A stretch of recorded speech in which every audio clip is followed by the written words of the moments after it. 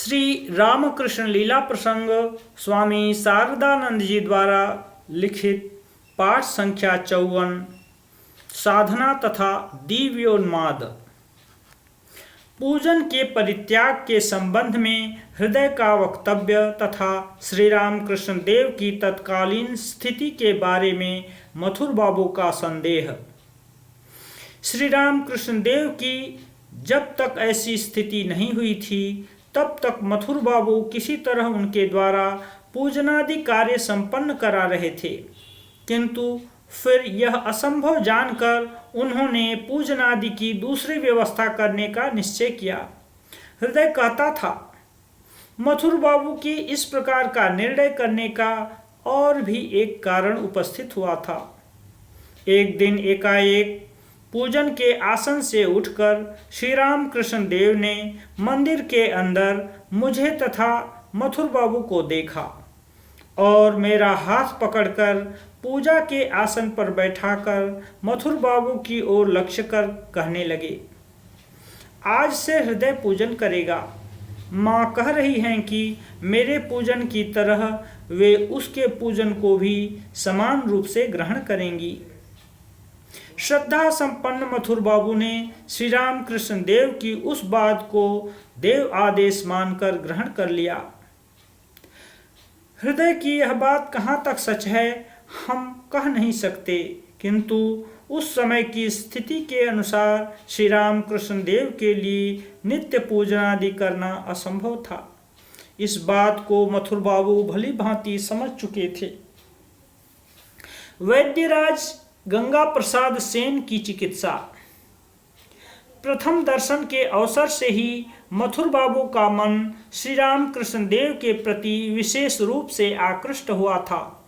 यह बात हम पहले ही कह चुके हैं और उस दिन के बाद से उनकी सब प्रकार की असुविधाओं को दूर कर उनको दक्षिणेश्वर के मंदिर में रखने के लिए वे प्रयत्नशील हुए।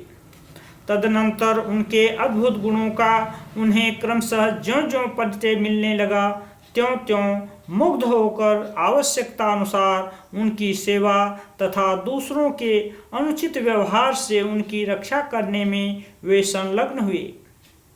उदाहरणार्थ श्री रामकृष्ण देव की प्रकृति वायु प्रधान जानकर मथुर बाबू ने उनके लिए प्रतिदिन मिश्री के शरबत की व्यवस्था की थी। रागानुगा भक्ति के प्रभाव से अदृष्ट पूर्व प्रणाली के अनुसार श्री रामकृष्ण देव जब पूजन करने लगे उस समय किसी विघ्न के उपस्थित होने की संभावना जानकर उन्होंने उनकी देखरेख की थी। इस प्रकार की और भी कुछ घटनाओं का अन्यत्र उल्लेख किया गया है, किंतु रानी रासमणि के अंग पर आघात कर श्री रामकृष्ण देव ने जिस दिन उन्हें शिक्षा दी थी उस दिन से कुछ संदिग्ध होकर मथुर बाबू ने यह सोच लिया था कि उन्हें वायु रोग हो गया है और यह बात हमारी दृष्टि में संभव भी प्रतीत होती है। ऐसा मालूम होता है कि उस घटना से उनकी आध्यात्मिकता के साथ उन्मत्तता के संयोग का भी उन्होंने अनुभव किया था, क्योंकि उस समय उन्होंने कलकत्ते के सुप्रसिद्ध वैद्य श्री गंगा प्रसाद सेन के द्वारा उनकी चिकित्सा की व्यवस्था की थी। केवल चिकित्सा की व्यवस्था कर ही मथुर बाबू संतुष्ट नहीं हुए थे, अपितु युक्ति तथा तर्क के द्वारा उन्हें उस विषय को समझाने का भी उन्होंने भरसक प्रयत्न किया था, जिससे श्री रामकृष्ण देव अपने मन को संयत रखकर साधना में अग्रसर हो सकें।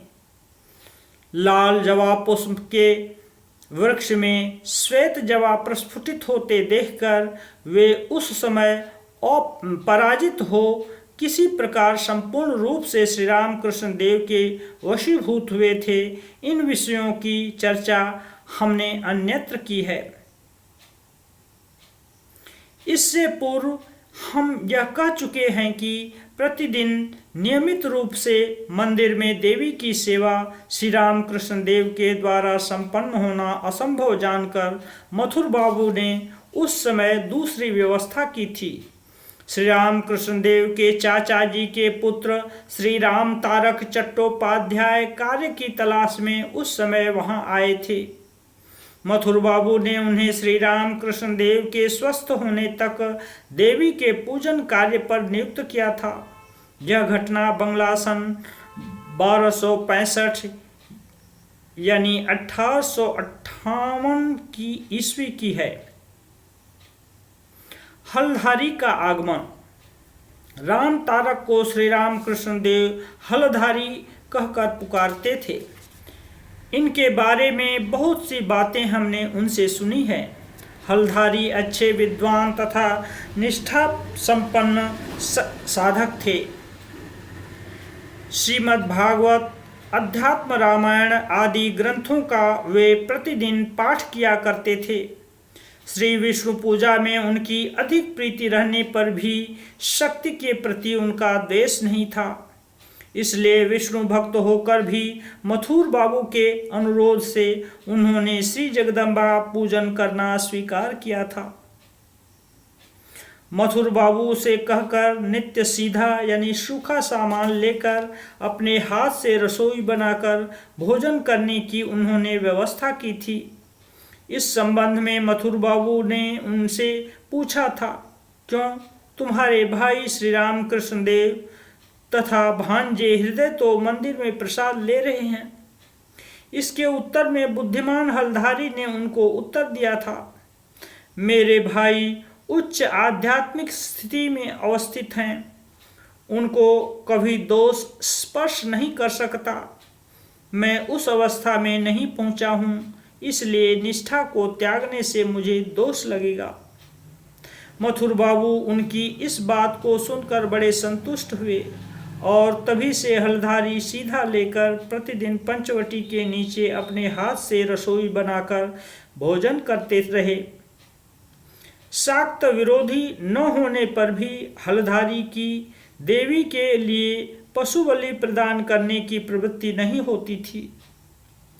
पहले श्री जगदम्बा के लिए पशु बलि प्रदान करने की प्रथा वहां प्रचलित रहने के कारण उन दिनों वे आनंद पूर्वक पूजन नहीं कर पाते थे। कहा जाता है कि लगभग 1 महीने तक उस प्रकार क्षुब्ध हृदय से पूजन करने के पश्चात एक दिन जब वे संध्या करने बैठे तो उन्होंने देखा कि देवी भयंकर मूर्ति धारण कर उनसे कह रही हैं, तू मेरा पूजन करना छोड़ दे, नहीं तो सेवापराध से तेरे संतान की मृत्यु होगी। सुनने में आता है कि मानसिक कल्पना समझकर प्रारंभ में उन्होंने उस आदेश पर कोई ध्यान नहीं दिया, किंतु कुछ दिन बाद सचमुच जब उनके पुत्र के निधन का समाचार मिला तो उन्होंने श्री राम कृष्ण देव से आद्योपांत उस विषय को कहकर देवी पूजन से क्षमा ली। इसलिए तब से वे श्री राधा गोविंद जी का तथा हृदय देवी का पूजन करते रहे।